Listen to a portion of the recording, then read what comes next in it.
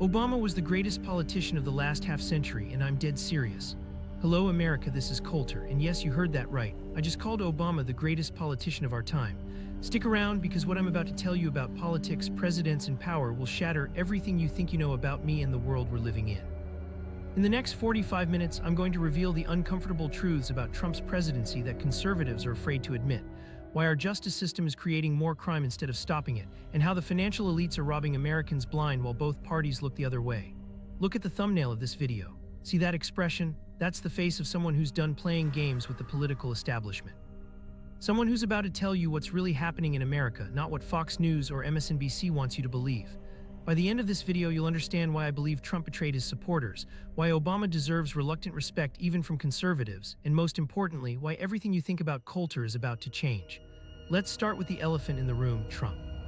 You might be thinking, weren't you one of Trump's biggest supporters? And you'd be right, I wrote an entire book called In Trump We Trust. But here's what you need to know. There's a difference between supporting someone's campaign promises and supporting what they actually do in office. And let me tell you, what Trump promised and what Trump delivered were two entirely different things. In 2016, candidate Trump promised to build a wall and make Mexico pay for it. He promised to end illegal immigration. He promised to bring manufacturing jobs back to America. He promised to drain the swamp. And then he did almost none of it. Many of you are probably shocked right now. Coulter criticizing Trump. What universe is this? Well, it's the universe where I care more about principles than personalities, where I care more about America than any politician. Let me break it down for you. The central promise of Trump's campaign, the reason I supported him so strongly, was immigration control. Building the wall, ending the flood of illegal immigrants, protecting American workers and wages. By the end of his term, how much new wall had been built? About 80 miles of new barrier where none existed before, 80 miles out of. Nearly 2,000 miles of southern border. That's not a wall, that's not even a good fence. And before you rush to comment that it was the Democrats' fault, save it. Republicans controlled both houses of Congress for Trump's first 2 years. They could have funded the wall, they could have passed real immigration reform. They did neither. But the immigration failure was just the beginning. Wait until I tell you about what happened with those manufacturing jobs and the swamp draining. That's where the real betrayal happened. But first, if you're finding these honest insights valuable, unlike the sugar-coated propaganda you get from most conservative commentators, take a second to hit that subscribe button. I promise to keep delivering these unfiltered truths about American politics that you won't hear anywhere else. Remember those manufacturing jobs Trump promised to bring back from China, the ones that would revitalize the Rust Belt and make America great again? Well, even before the pandemic, manufacturing was in a recession. The grand total of manufacturing jobs created under Trump before COVID, about 450,000. Sounds impressive until you realize that's barely more than Obama created in his second term. Obama, 386,000, Trump. 450,000, and that's before we lost 578,000 manufacturing jobs during the pandemic. Math was never my favorite subject, but even I can calculate that's a net loss. But Trump supporters will say he was fighting China, he was standing up to them with tariffs. Yes, he put tariffs on Chinese goods. And who paid those tariffs? Not China. American consumers did. That's how tariffs work. Here's what you need to understand about Trump. He was great at the theater of fighting for Americans. The actual fighting, not so much. And as for draining the swamp, Trump's cabinet had more billionaires than any in history. His tax cuts primarily benefited the wealthy and corporations. The carried interest loophole that lets hedge fund managers pay lower tax rates than their secretaries, still wide open. The swamp wasn't drained. It was restocked with bigger, hungrier alligators. But before I tell you about the one area where Trump actually succeeded, and yes, there was one, let me explain why this matters so much for the future of conservatism in America. Now to the statement that probably made half of you nearly crash your cars if you were listening on your commute. Obama was the greatest politician of the last half-century. Notice. I said politician, not president, not leader, not policymaker, politician. And if you can't separate your policy disagreements from an objective assessment of political skill, you're part of the problem with discourse in America today. Let's examine the evidence. Obama came from nowhere, a half-term senator with a funny name and no major accomplishments, and defeated the Clinton machine, which everyone thought was invincible. Then he defeated a war hero Republican. Then he got despite a mediocre economic recovery. Speaking ability, exceptional message discipline, outstanding charisma, unmatched coalition building, masterful. I know what many of you are thinking. Has lost her mind. How can she praise Obama? But this is exactly the problem with politics today. We can't acknowledge skill in our opponents. We can't learn from them. We have to pretend they're all stupid or evil. Let me be crystal clear. I disagreed with virtually every policy Obama implemented. His healthcare plan was a disaster. His foreign policy was weak and ineffective. His regulatory approach strangled economic growth. But his political skills, his ability to communicate, to inspire his base, to stay on message, unmatched in modern politics. Obama understood something fundamental that most Republicans still don't get. Politics is about emotion first, facts second. He created an emotional connection with voters that transcended policy details. Think about it this way, it was the last Republican who truly understood this. He connected emotionally with Americans. He made them feel something. Since then, we've had a parade of Republicans who think reciting statistics about tax policy is going to win hearts and minds. And this is why conservatives keep losing the culture war while occasionally winning elections. We've forgotten how to speak to Americans' hearts. Obama's political genius wasn't his policies, it was his ability to frame those policies within a compelling narrative about America, about hope, change, and progress. Even when the policies failed, the narrative remained powerful. Trump briefly tapped into this with Make America Great Again. It was emotional. It was a story people could see themselves in. But then he governed like a conventional Republican with a Twitter addiction. If conservatives want to win, truly win, not just elections but the culture, we need to learn this lesson. And when we talk about crime and justice in a moment, you'll see exactly what I mean about framing narratives versus just citing statistics. If you're finding value in this honest assessment that goes beyond the usual partisan cheerleading, take a second to hit that like button. It helps more Americans see this message, and trust me, both sides need to hear it. Now let's talk about something the media desperately doesn't want to discuss. What happened to crime in America after the death of George and the so-called racial reckoning? In the summer of 2020, America experienced the most destructive riots in generations. Cities burned, police stations were abandoned, and progressive politicians and media figures cheered it on as mostly peaceful protests. What followed was entirely predictable to anyone with a functioning brainstem: the largest single-year increase in murders in American history. Murders went up nearly 30% in 2020. That's not a typo, 30%. Portland, plus 83%; Minneapolis, plus 72%; Louisville, plus 68%; Seattle, plus 61%; Chicago, plus 55%. And who suffered the most from this explosion of violence? The same communities the racial justice advocates claim to be helping. You might be wondering why you haven't heard these statistics before. That's because they completely demolished the narrative that defunding police and going easy on criminals somehow helps minority communities. At the same time murders were skyrocketing, progressive district attorneys across America were implementing policies to reduce incarceration, eliminate cash bail, and decline to prosecute entire categories of crimes. In San Francisco, shoplifting under $950 was effectively decriminalized. The result: organized retail theft rings, closed stores, and ordinary citizens unable to buy basic necessities because everything was locked behind glass cases. In Chicago, prosecutors declined to bring charges in over 25,000 felony cases in a single year, cases where police had made arrests and gathered evidence. Murder clearance rates plummeted to below 50% in many major cities.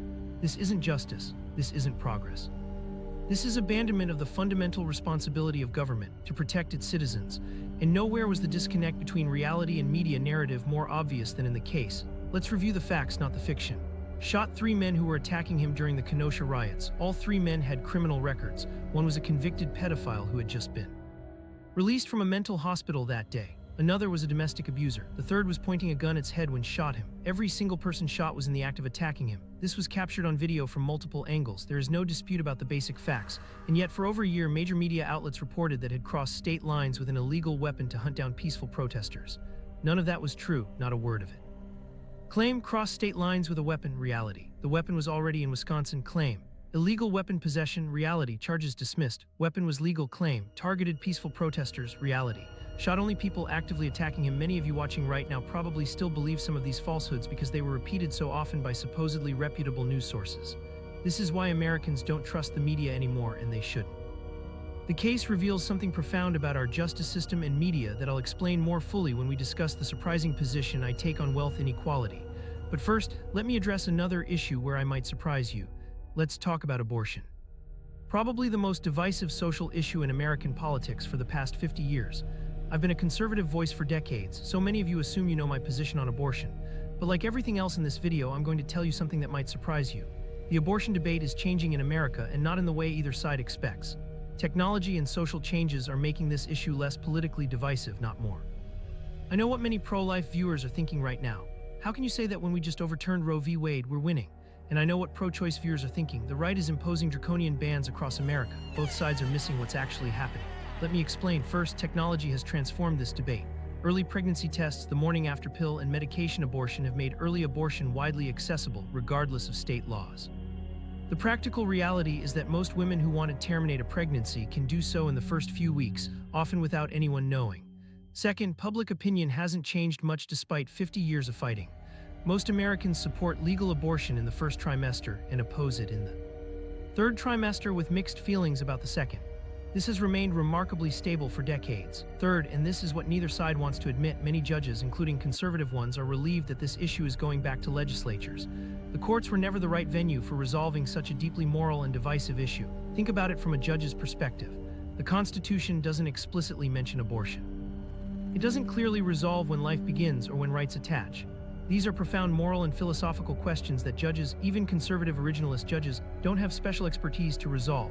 What the Constitution does provide is a democratic process through which citizens can debate these issues and reach compromises that reflect their community's values. That's what's happening now in state legislatures across America. Some states will have very permissive abortion laws. Others will have very restrictive ones. Most will end up somewhere in the middle, allowing early abortions but restricting later ones, with exceptions for medical emergencies. And here's the part that will shock partisans on both sides. This is exactly how our system is supposed to work. Many viewers might be surprised to hear me take this nuanced position. Isn't Coulter supposed to be a fire-breathing culture warrior? But that's exactly the problem with our political discourse. We reduce complex thinkers to caricatures. The truth is, I've always believed in the Constitution's federalist design. Different states making different choices based on their citizens' values is a feature of our system, not a bug. This federalist approach to divisive issues is something we should apply to more than just abortion, as I'll explain when we discuss how conservatives should approach economic inequality, an issue where my position might surprise you even more. Now let's talk about something conservatives are supposed to ignore: the growing wealth inequality in America. Yes, you heard that right. Coulter is going to talk about wealth inequality. And not to dismiss it, to acknowledge it as a serious problem undermining American society and conservative values. The numbers are staggering. The top 1% of Americans now own more wealth than the entire middle class combined. CEO pay has risen 1,322% since 1978, while typical worker compensation has risen just 18%. This isn't your grandfather's capitalism. This isn't even you. Fathers, this is a new system where the ultra-wealthy have gamed the rules to ensure they win regardless of performance. I know what many conservative viewers are thinking. Has gone socialist? What happened to free markets? But ask yourself this: are today's markets actually free, or are they rigged by insiders with political connections? Let me give you one perfect example: the carried interest loophole. This is a tax provision that allows hedge fund managers to classify their income as capital gains rather than ordinary income, cutting their tax rate nearly in half. Hedge fund managers earn 2% fees plus 20% of profits. Normal workers pay income tax rates up to 37%. Fund managers pay capital gains rates of just 20%. Result: billionaires pay lower tax rates than their secretaries. There is no economic justification for this. None.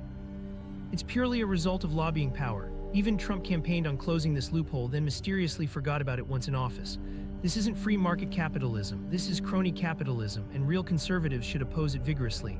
When a factory worker in Ohio loses his job because his company moved production to China, that's not because of free markets.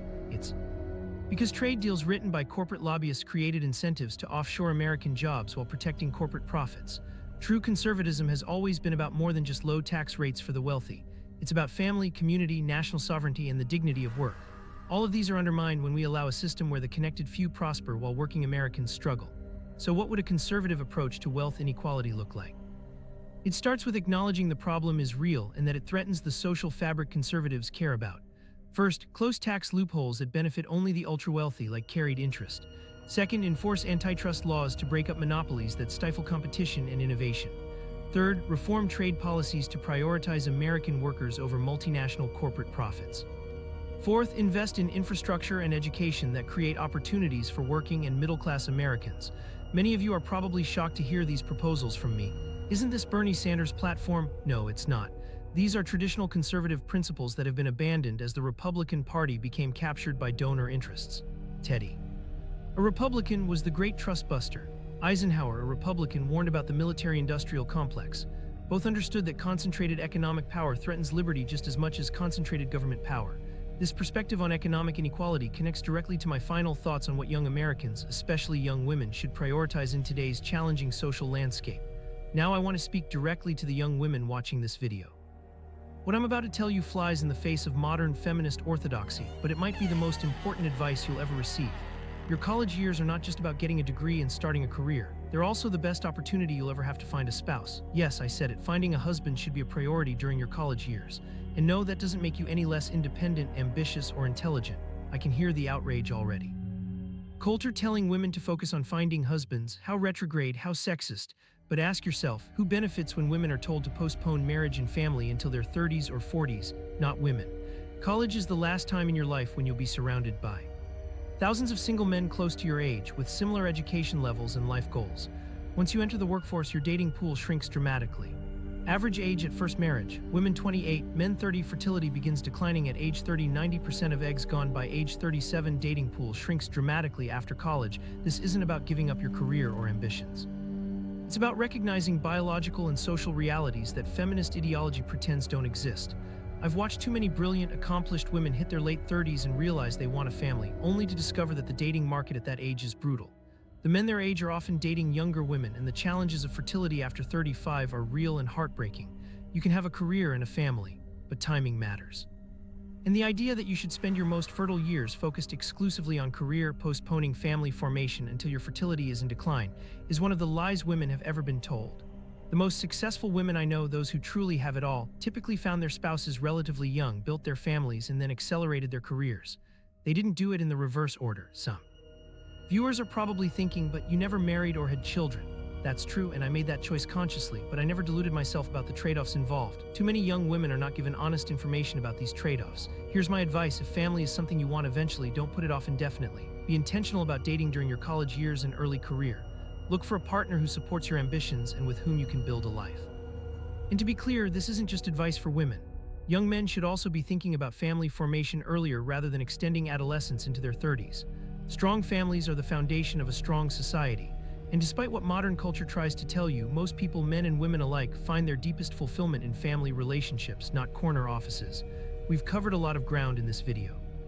I've criticized Trump, praised Obama's political skills, discussed the crime explosion following the racial reckoning, defended, offered a nuanced take on abortion politics, addressed wealth inequality from a conservative perspective, and given advice to young women about family formation. And if you've made it this far, you've seen a side of Coulter that doesn't fit neatly into the caricature often presented in the media. You might be thinking, I didn't expect to agree with Coulter on so many things. Or perhaps I'm surprised by how reasonable some of these positions are. That's exactly the point. Our political discourse has become so polarized that we expect people to conform to perfect ideological packages. If you're conservative, you must hold position X on every issue. If you're liberal, you must believe Y, but real thinking, genuine intellectual engagement with complex issues doesn't work that way. The most interesting minds are those that surprise you, that don't follow predictable patterns, that challenge orthodoxies on all sides. That's what I've tried to do throughout my career, though the soundbite culture of cable news and social media often reduces complex arguments to inflammatory pull quotes. My core principles haven't changed. I believe in America's founding ideals. I believe in limited government, strong borders, individual liberty, and the rule of law. But I also believe in intellectual honesty and calling out failures on my own side. True conservatism isn't about blind loyalty to political party or a particular politician. It's about conserving what works and reforming what doesn't. It's about facing reality, not hiding from it. America faces serious challenges, from crime to inequality to declining family formation. We won't solve these problems with partisan cheerleading or by demonizing those who disagree with us. We'll solve them by having honest conversations, acknowledging uncomfortable truths, and putting principles above partisanship. That's what I've tried to do today. If you found value in this different kind of political discussion, one that doesn't fit neatly into partisan boxes, please subscribe to my channel. And check out my next video, How Conservatives Can Fix Today's Republican Party, where I'll outline a vision for conservatism that addresses today's challenges while remaining true to our principles. This is Coulter, reminding you that the most dangerous thing in politics isn't the other side, it's the unwillingness to think for yourself. Thanks for watching.